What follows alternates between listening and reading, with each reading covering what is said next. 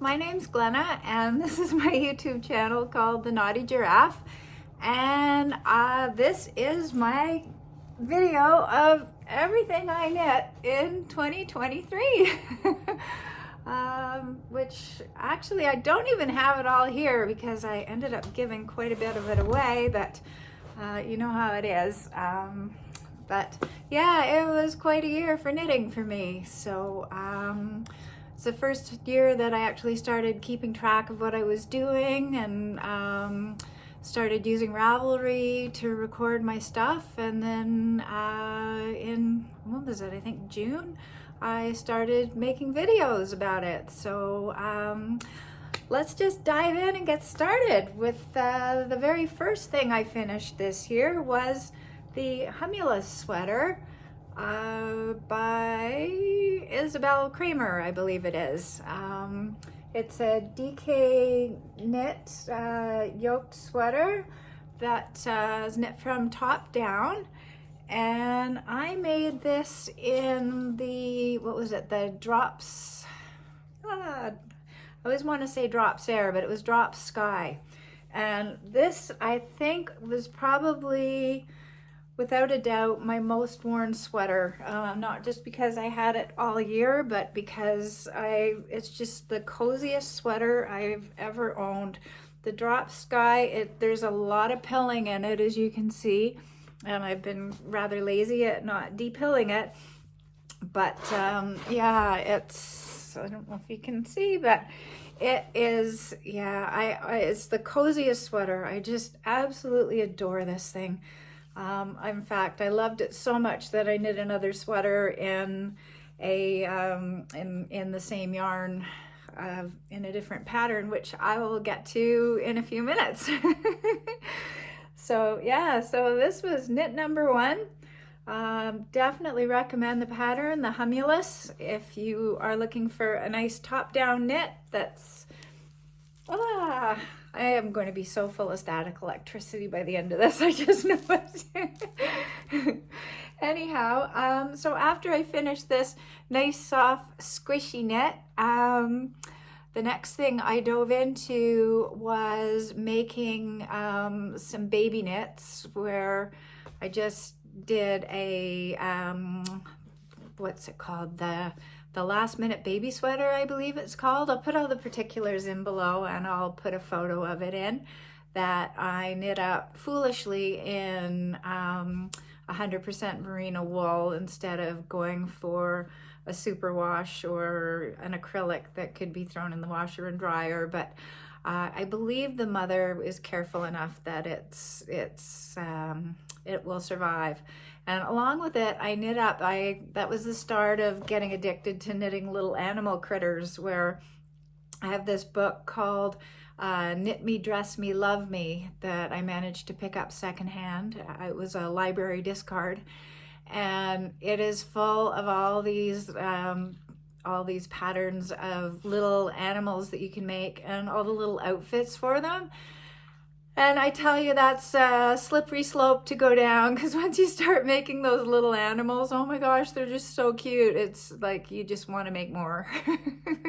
When it was time to stuff it, instead of purchasing, you know, a little bit of roving or whatever, I went for the full-size bag, because I was like, I just know that I'm going to be making more of these. And I was right.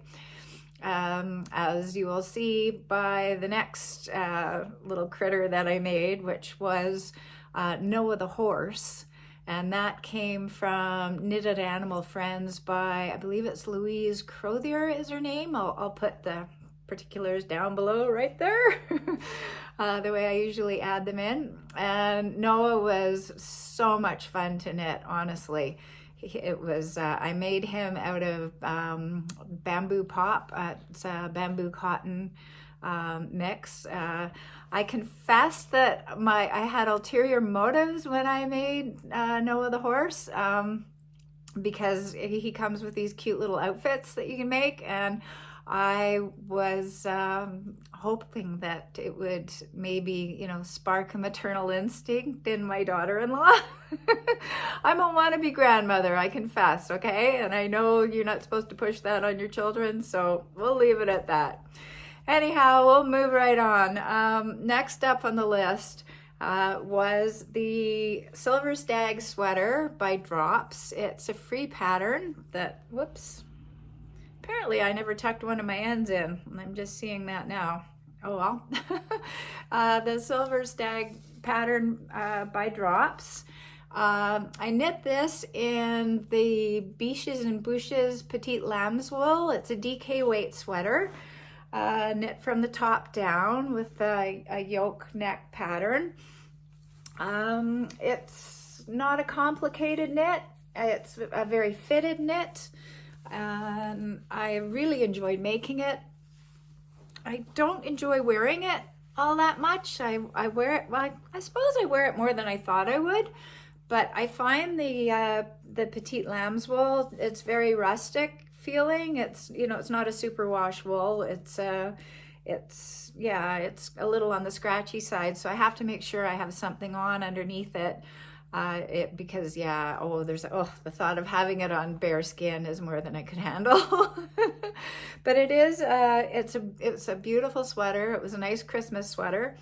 I learned a really good lesson when I knit it. It's funny how every project you make, you just sort of learn something as you're going. But in this one, I learned about alternating skeins when you are, you know, how to alternate, or I learned how I should have alternated skeins because I didn't in this one. And when I changed colors, well, you can't really tell, but I ended up doing a double stitch line along where the color changed because it was just so noticeable to me anyway, like where the contrast changed in the color. And so yeah, I thought, no, I can't live with that. So I did the double stitch to make it look like it was just sort of part of the pattern. It takes your eye away from the glaring discrepancy between the two colors. So yeah, so that was the next one off that came off my needles. And yeah, it's a nice Christmas sweater. It is really warm, and so when, you know, we hit minus 25 over the last couple of weeks here in Kelowna, BC, where I live, and so yeah, I was quite grateful to have it. It was definitely definitely enjoyed. This, I got this coffee mug from my stepdaughter for my birthday, and oh my gosh, look at the details in this. It's handmade ceramic mug. It is the most beautiful mug I've ever seen in my life. I'm almost afraid to use it because I don't want to wreck it, but you know, it's far too nice to leave in the closet. So yeah, anyways, cheers. So moving on, after I finished this sweater, it was summertime. And so I decided to knit the flower tank top.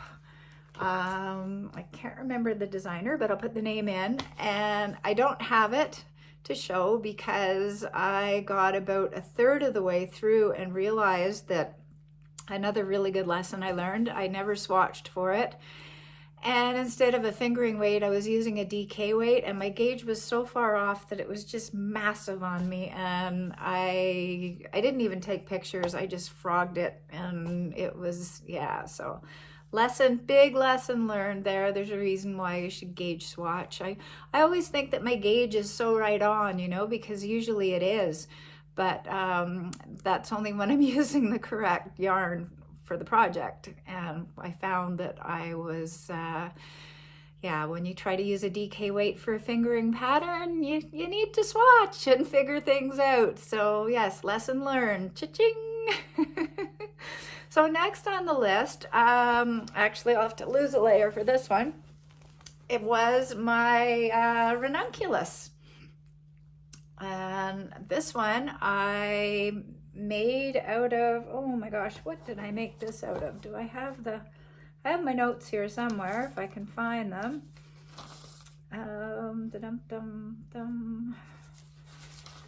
Ranunculus. Oh, I've missed a few things. Oh well, anyway, we'll get back to them. The ranunculus, sorry, yeah, it's in the giraffette cotton. It's a sock yarn that I made it out of. It's 90% cotton, 10% polyester. and I just love this thing. I wore it a lot this summer. It's beautiful. The details. I mean, there's a reason why the ranunculus was such a popular pattern and why it has been downloaded like tens of thousands of times, and you know, in that many or more projects on Ravelry. You can find it in every size and shape and type of yarn you can imagine. It's just the most versatile pattern. It was really fun to knit. It's a top-down knit with really neat details and little lace work and stuff. I had a few challenges knitting it. I remember I think I had to rip it out and start over like 3 times before I got it right, because it was a little confusing in places. And it's not that it's difficult, because there's all sorts of YouTube tutorials on it all, but sometimes I'm just not the sharpest tool in the shed, and I had a little bit of trouble at the start, but once I got going on it, yeah, oh, I absolutely love this and hope to make another one, and maybe a long sleeve one. I actually have some yarn put aside that someone gave me. I'm hoping to make one with. So next on the list, I believe, was my Trinigan, which is probably the most beautiful thing I think I've ever knit in my life. It's the Andrea Mowry's Trinigan cardigan, and it's a worsted weight yarn that the pattern calls for. It's all done in mosaic knitting, and yeah, it calls for spin cycle yarns, but I used the Malabrigo, was it Bobby Blue for the main color, and Adversario or something like that. Anniversario was what it was called for the contrast color. And oh, this thing is just, it's so soft and so just absolutely, I love it. I can't say enough about it. I'm so happy I knit it. I'm still thinking about maybe putting some little toggles on it, but yeah, I do find that I haven't got a lot of wear out of it yet, though. When it comes to just needing something on around the house, maybe I'm afraid of slopping things on it or something, because I'm not always the neatest person in the world, but yeah. And so far, it hasn't been, you know, I think our weather has been not quite conducive to wearing it, but that's coming. As soon as spring comes, you can bet this thing is going to be out of the drawer and on my body a lot. So after that, next up was, here I am just stripping off again, was the Stripe Hype sweater by Veronica Lindberg, or Kudovakika, which is knit in the same yarn as the Humulus that I was wearing at the beginning.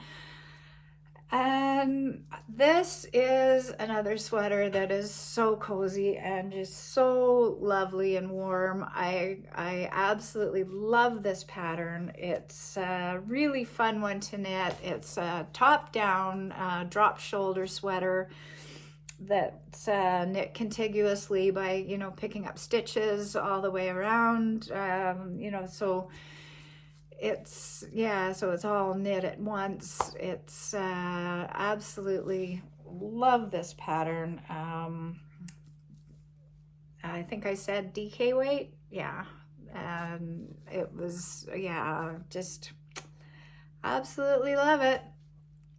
Not sure what more I can say about it. The Stripe Hype's been talked about by a lot of people. I've seen several podcasters who have done it, and I am hoping to do the Stripe Hype dress. That is on my list of things to do for perhaps in the fall, because it's just really fun. And I think when I do the Stripe Hype dress, I will do it more along the lines of how Kika does it in her when you look on a Ravelry page, you can see she has like all different colors as opposed to just two different stripes.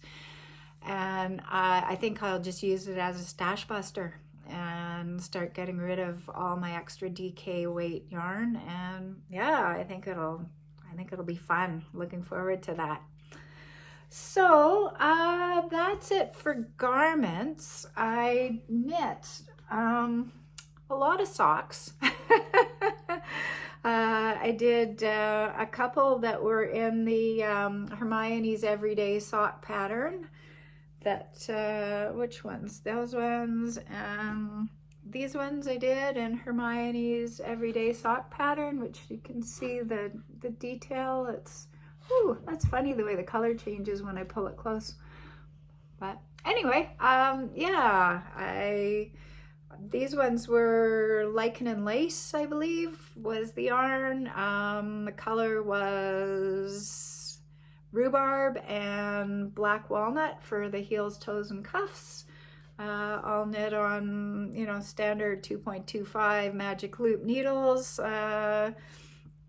64 stitches, and yeah, just knit from cuff down, cuff down to the toe. That's how I always knit my socks. These ones were which ones? Oh yeah, these ones were the hummingbird, was from Paint Story, with the black walnuts, lichen and lace, and these ones were lichen and lace garland with the Malabrigo. Oh, they're dirty. Sorry. Let's see if I can find a cleaner side. I pulled these ones out of the laundry basket, I confess. Yeah, these have the Malabrigo Ultimate Sock Yarn color gold for the heels, toes, and cuffs. And honestly, I can't remember what these ones were, but I know I did them this year. And and these ones, I love these ones. I called them my rainbow socks. What were they? They were they schloppels? Oh no, these were the Zauberball. Yeah, these were the Zauberball ones. The Zauberball crazy Zauberball by Schloppel. Yeah, oh, they're lovely. I love the color of these ones. And last but not least, another one of Paint Story yarns, or no, Color Story yarns, and the color was Paint Box. And that's just some of my hand-dyed purple for the toes and cuffs. So that's it for socks. Then I knit Two Shifts by Andrea Mowry. This is the one that I just finished. I haven't had a chance to show it off yet. I believe it was still working on it when I recorded my last regular episode. The first one I made is now belongs to my stepdaughter. I gave it to her for Christmas. So yeah. So this, I love this. This was a yarn called Marla by Mano del Argue. It's a Spin Cycle knockoff that's fair trade. And I kind of messed up when I made this. Because I'd already made one, I figured I knew the pattern and wasn't really paying attention and missed one of the color changes. So I ended up having an extra few rows. So it's a little longer than it's supposed to be, but I really don't mind, and I don't think anybody would notice. But I love the colors, and it's just bright, and it goes with my coat, and yeah, I absolutely love it. So other than that, I made, oh wow, how many hats did I make?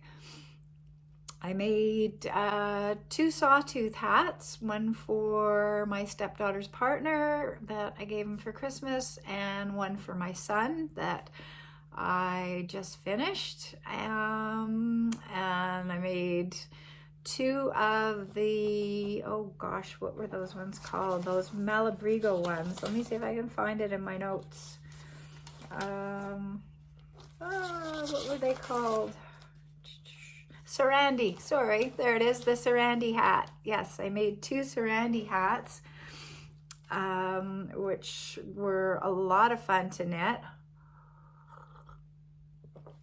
They're really quick knit. I actually ended up using the same stitch count when I made up my first hat for 2024 using my hand spun, which I won't get into all the hand spun. This is just what I made in 2023 video, so I'll have more on that when I do my regular episode, probably at the end of the month. Also, I forgot, I also knit a pair of fingerless gloves for my stepdaughter, and I made these ones in the Schloppel edition 3. The colorway I think was called Rosetta, and I had one other pair of socks too that I missed that were gifted away, that I made in the Opal Fantasy Black Dragon sock yarn. They were a birthday present for one of my dear friends. Oh, also I knit 3 wintergreen headbands. It's a free pattern that you can find on Ravelry. Really fun cable knit. I only have 1 left that I can show you, but I did knit 3 of them. 2 of them went out the door as Christmas presents. Super fun knit, really fast, fun cable knit on 6.5 millimeter needles with bulky yarn. I just used leftover yarn. I marled it together to get the right weight, and super, super fun, fast, easy knit. I can't recommend it enough. Oh, and last but not least, I forgot. My son, my oldest son, you know how it is when you have people who aren't knitters that want to buy you yarn, and you end up with these balls of yarn and you're going, oh, what the heck am I going to do with this? So my son went to Michael's and he got some of this really pretty acrylic yarn, and so I made myself a pair of boot cuffs with them. So, I do a lot of cross-country skiing and hiking in the snow, or snowshoeing, and I find I always need to have something over top of my pants that covers my boots so the snow doesn't get in. So yeah, so I made these, and that, yeah, I think that's about it. That's quite a lot. I think it was a good year for knitting. And I hope that you enjoyed this little thing that I put together, and if any of the patterns have inspired you to try knitting them, then that's great. If you enjoyed this video, please hit the like button or subscribe to my channel, and for now I will say adios. Have a good rest of your day. I'm going to enjoy my tea and go for a hike with the dogs in the snow. All right, bye for now.